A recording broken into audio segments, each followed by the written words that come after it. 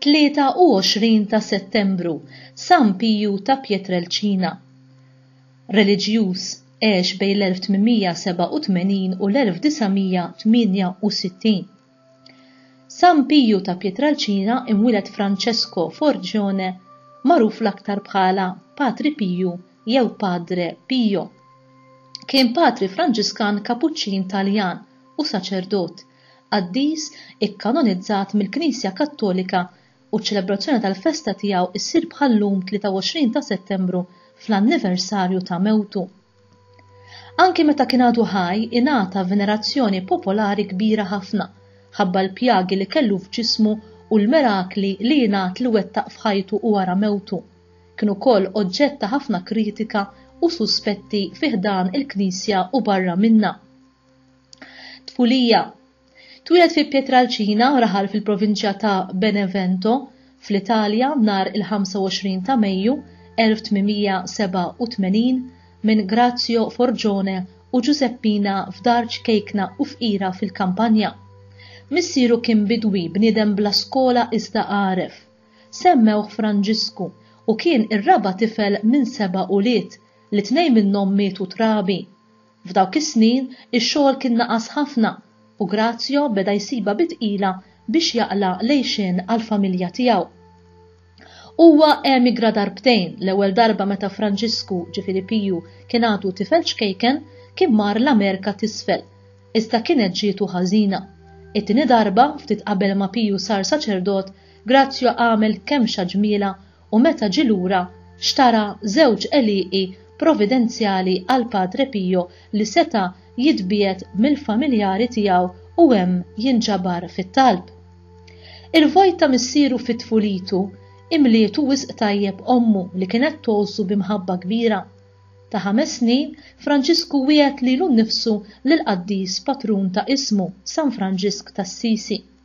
Wara dan jingħad li kien ġabeda ikollu il-viżjonijiet.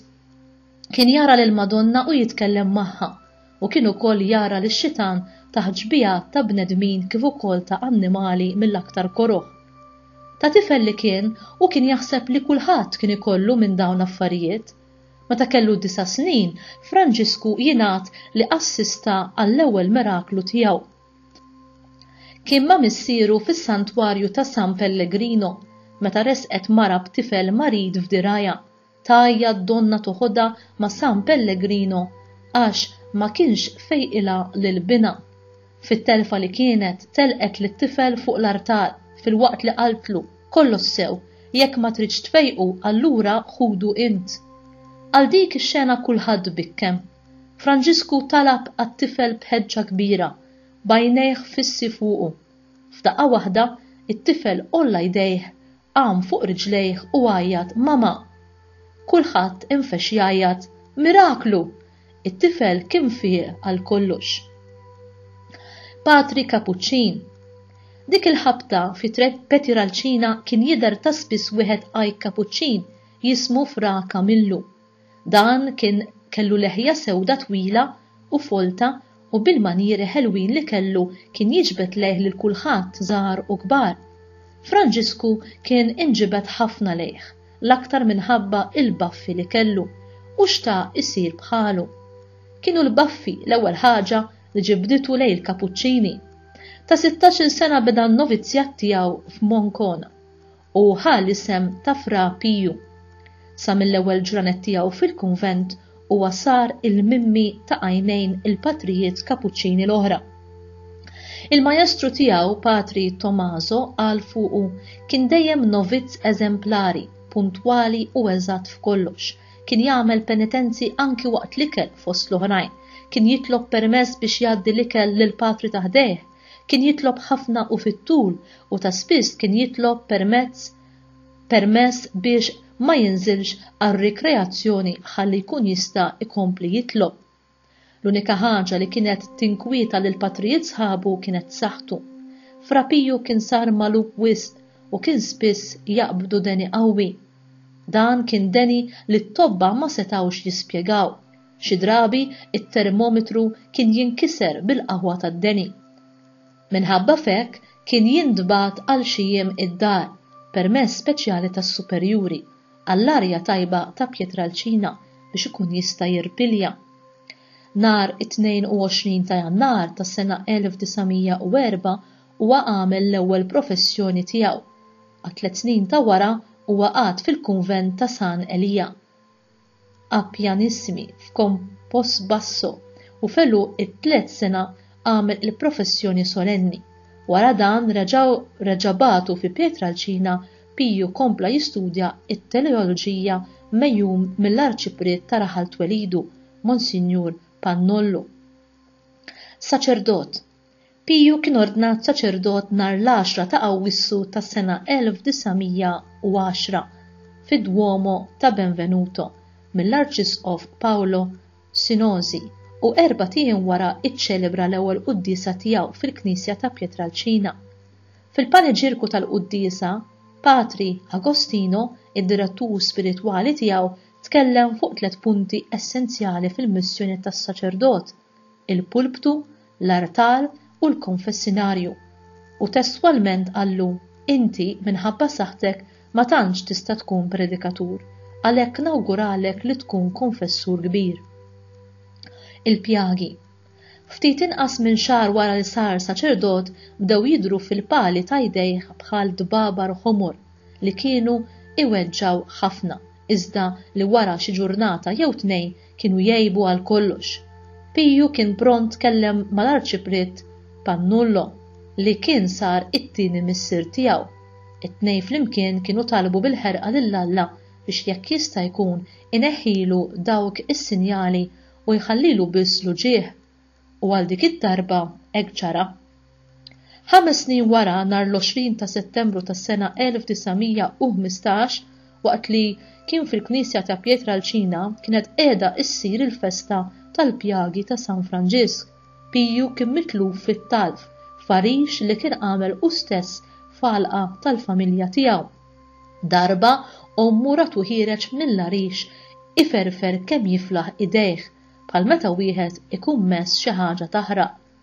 Bil-ħelewwa kollha ommu qaltlu biċ-ċajt jekk kienx qiegħed idoq il-kitarra, imma hu weġibha biss li kellu jdejh juġawh.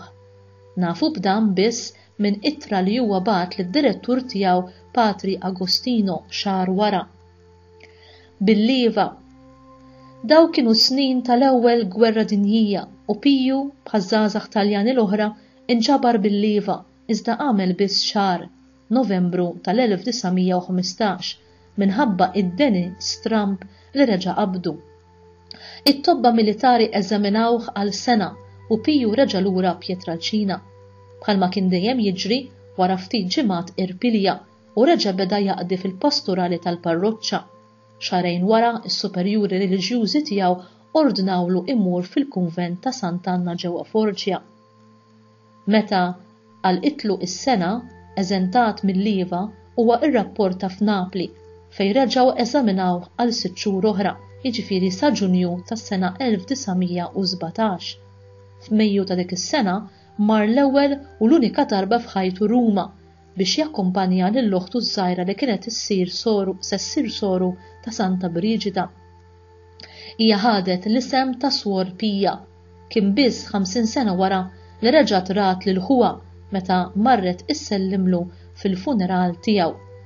Mietet 7 xhur warajh nhar it-30 ta' April tas-sena 1969. F'San Giovanni Rotondo. F'Marzu tas-sena 1918 inħeles darba l-dejjem mis-servizz militari għax instab li kien ibati bi bronko pneumonite kronika tant li l-uffiċjali militari qalulu ħanibatuh id-dar forsi jmut fil-kwiet u l-paċi. Iżda Piju kellu jmut fil-kwiet u l-paċi 50 sena wara meta kellu 81 sena. Nhar it-18 ta' Marzu huwa mar lura fil-kunvent ta' San Giovanni Rotondo fejn sentej qabel il-provinċjal iddeċida li jħallihem għal kollox fuq xewqa tal-istess Padri Piju. Lil Piju għażluh bħala direttur tal-Fratini dawk it-tfal li kienu imħajrin isiru patrijiet. Il-ħemda tal-kunvent f'Qajjar maqtuħa lih waħdu u mdawwar minn kull imkien b'siġar ħadru is-sena kollha kien tassew ideali għal Padre Pio. Il-ftit nies li kienu jiffrekwentaw il-Knisja mill-ewwel intlaqtu mill-qdusija sempliċi ta' dak il-patri żagħżugħ u marradi u hekk il-għadd tagħhom beda jiżdied kuljum. Pjagi viżibbli. Hekk kiteb fittra Padre Pio lid-direttur spiritwali tiegħu li obbligah jagħmel dan. Dakinhar f'jum tal-ġimgħa Pio kien waħdu fil-kunvent għax il-patrijiet l-oħra kellhom xi qadijiet. Waqt li kien qiegħed arkubtejh quddiem il-kurċifiss jingħad li Ġesu imsallab, il-personaġġ misterjuż, ħa il-ħajja u minnu ħarġu 5 vleġeġ li ippenetraw il-ġisem tiegħu. Pio bil-kemm kellu s-saħħa jqum mill-art u jasal saċċella biex ikun jista' ibiddel ħwejġu u jnaddafhom mid-demm biex ma jindunawx b'dak li kien ġralu. Din id-darba il-mulej ma neħħilux is-sinjali, jingħad li Padre Pio baqa' b'dawk il-pjagi sal-aħħar jum ta' ħajtu. L-aħbar ta' Patri bil-pjagi inxterdet ma' San Giovanni Rotondo u kważi mal-Italja kollha. Is-superjuri reliġjużi infixlu f'dik is-sitwazzjoni delikata. Il-Ministru Ġenerali tal-Kapuċċini iddeċieda li ma jitħallewx nies ikellmu lil Padre Pio u billi n-nies aktar bdew jersqu lejn il-kunvent dan issakkar u ma kien jitħalla ħadd jidħol mingħajr il-permess tas-superjur. Sanzjonat mill-awtoritajiet tal-Knisja. Nhar it-2 ta' Ġunju tas-sena 1922 is-Sant Uffiċċju ordna li Padre Pio jibda jqaddes biss fil-privat, ma jagħtix barka lin-nies u ma jweġibx l-ittri tan-nies. Pio kien dejjem lest jagħmel dak kollu li jkun mitlub mis-superjuri tiegħu u kien jiddispjaċih biss għal dak kollu li kien qiegħed jiġri minħabba fih. Fittra lil Vigarju Provinċjali ta' Foggia, Pio kiteb: Naħseb li m'hemmx għalfejn intennilek kemm ninsab lest nobdi kwalunkwe ordni li nirċievi mingħand is-superjuri. Il-kelma tagħhom hija għalija il-kelma ta' Alla li lejh irrid inżomm sħiħ it-twemmin tiegħi sal-mewt u bl-għajnuna tiegħu irrid nobdi kwalunkwe kmand, ikun kemm ikun tqil u ta' dbatija. Fama internazzjonali. Il-fama ta' Padre Pio xterdet il-barra mill-Italja. Kienu jmorru jżuruh pellegrini mhux mill-pajjiżi Ewropej fosthom Maltin iżda wkoll ħafna Amerikani u Sudo-Amerikani. Eluf ta' ittri kienu qegħdin jaslulu fil-kunvent minn madwar id-dinja kollha, xi ħut anke miċ-Ċina u mill-Lvant imbiet. Minkejja il-popolarità kbira tiegħu ħajtu fil-kunvent baqa' dejjem l-istess. Kien iqaddes tal-5 ta' filgħodu. Għall-quddiesa tiegħu in-nies ġieli għamlu lejl sħiħ wara l-bieb tal-Knisja biex malli tiftaħ jinstabu fl-ewwel postijiet. Nistgħu ngħidu li ħajtu bħala saċerdot kienet talb, quddiesa u qrar. Kien iqatta sigħat twal fil-konfessinarju u kien jixtieq li l-ġurnata fiha 48 siegħa minflok 24 biex ikun jista' iqarar iżjed. Fil-festi jingħad li ġieli jagħmel 18 siegħa jqarar. Eluf kbar jingħad li sabu lil Alla mill-ġdid permezz ta' Padre Pio. Kienu jqerru għandu isqfijiet kardinali, politiċi, artisti u minn kull xorta ta' nies. Jibni sptar, Casa Sollievo della Sofferenza. Fl-1925 Padre Pio irranġa bini li qabel kien iservi ta' monasteru u għamel sptar żgħir li semmih għal San Franġisk. Iżda fl-1956 għamel l-opra kolossali tiegħu meta bil-flus ta' ħafna benefatturi fetaħ wieħed mill-aktar sptarijiet moderni anki sal-ġurnata tal-lum, Casa Sollievo della Sofferenza, dar għas-serħan mid-Tbatija. Iżda dan l-isptar għalkemm ġab serħan lil ħafna pazjenti, reġa' ġab sofferenza kbira għal Padre Pio li kienet tixbaħ lil dik li għadda minna 20 sena qabel meta waqfuh milli jqaddes. Issa Padre Pio kien bniedem anzjan u batut fiżikament. Waqt li kien qed jinbena l-isptar, mhux kollox kien miexi dritt fl-amministrazzjoni, mhux tort ta' Padre Pio li kien ħalla f'idejn ħaddieħor it-tmexxija tal-isptar fl-1952 il-ġeneral tal-Kapuċċini fuq istruzzjoni tas-Sant Uffiċċju wissa lir-reliġjużi tiegħu biex ma jorganizzawx pellegrinaġġi għal San Giovanni Rotondo. Fl-1960 il-Papa bagħat lil Monsinjur Carlo Maccari biex jinvestiga il-ħafna xnijat li kienu qegħdin isiru fuq Padre Pio. Mewt u aktar misteri.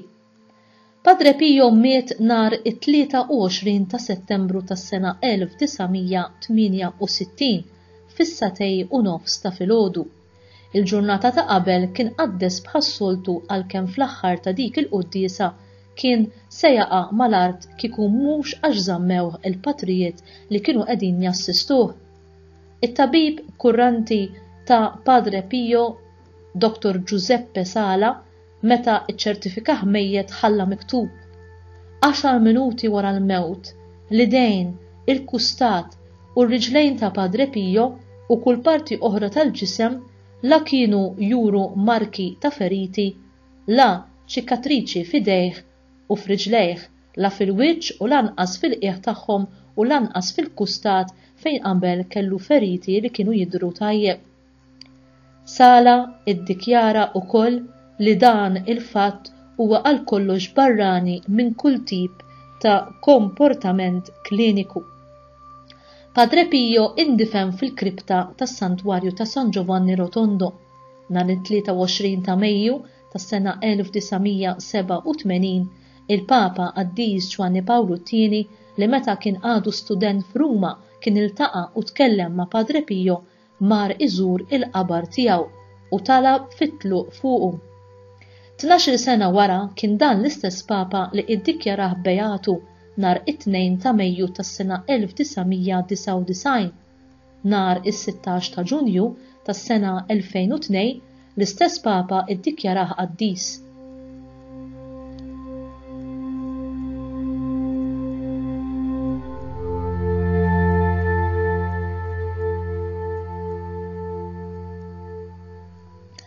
Fid-tbatija il-bniedem idur fuq Alla u jistaqsi imma għaliex jien x'għamilt ħażin.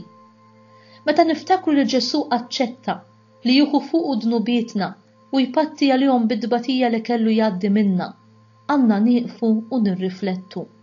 Ġesu li kien bla dnub patta għalina imma lill-Missier ma staqsihx għalfejn jien. Min iħobb jaf ibati bla ma jitlef il-paċi tal-qalb għax jara f'kull tip ta' tbatija valur imprezzabbli. San Pio kien jgħid, Ġesu jikkonfortak fid-dwejjaq tiegħek, imma kien jgħid ukoll aktar ma tbatija tkun kbira, aktar kbira tkun l-imħabba ta' Alla lejk. Iva, Ġesu huwa dejjem lest li jikkonfortana, biss aħna rridu mmorru għandu u bħajja ta' dijalogu intimu miegħu fit-talb tassew nibdew niskopru kif skopra San Pio il-valur ta' tbatija f'ħajjitna li jekk nilqawha bis-sabar ikonna premju ta' glorja kbira fis-sema. Min jaf bliema glorja jiddi dan il-qaddis li b'paċenzja u pozza kbira ġarr il-pjagi ta' Kristu għal 50 sena biex ma nsemmux il-kumplament ta' dak kollu li kellu jġarrab matul ħajtu kollha. Huwa minnu li għal min iħobbok u għal min tħobb verament l-ebda sagrifiċċju kbir kemmu kbir ma jaqtalek qalbek milli twettaq. San Pio kien jgħid ukoll is-slaleb huma il-ġiżirajjen tal-maħbub divin li jien nixxenna għalihom. Il-mulej ma kienx komdu fuq is-salib biex ipatti għal dnubieti, jeħtieġ li niftakar dan meta nkun ittentat jew ittentata li naqta' qalbi milli nkompli inġorr is-salib bis-sabar. Irridu naraw sewwa x'kienet l-imġiba ta' Kristu fil-kuntrarju li għadda minnu u nagħmlu bħalu hekk kif għamel San Pio. Bid-tbatija tiegħu Ġesu ta' l-tbatija valur li qatt ma kellha.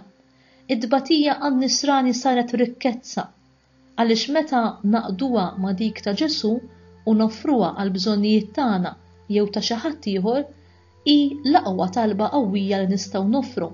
Nistgħu wkoll nofruha bit-tbatija għad-dnubiet u nibdew innaqsu miż-żmien tal-purgatorju. Din ir-rikkezza għandna inħadmuha b'mod għaqli u ma naħlu xejn minnha. Int tagħmlu dan? Issib min jgħidlek tagħmel is-sewwa u taqla fuq wiċċek. U għaw jien nistaqsi, wara min mwiexi? Wara Ġesu jew wara l-unuri tad-dinja? Ġesu tajjeb biss għamel, x'irċieva lura? Jien warajh miexi, m'għandix nippretendi trattament aħjar milli irċieva hu li hu bla dnub. Fil-ħajja tipprova s-somma s-sewwa u dejjem se ssib min iċabċablek jew min iċabċapilek. Madankollu is-sewwa ma jinbidilx u hemm ħlas kbir għal min jippersevera fih. Għalhekk kuraġġ ħbieb, ejjew inkomplu nissiltu sal-aħħar billi kif għamel San Piju nibqgħu intennu l-ismijiet ta' Ġesu u ta' Marija sal-aħħar.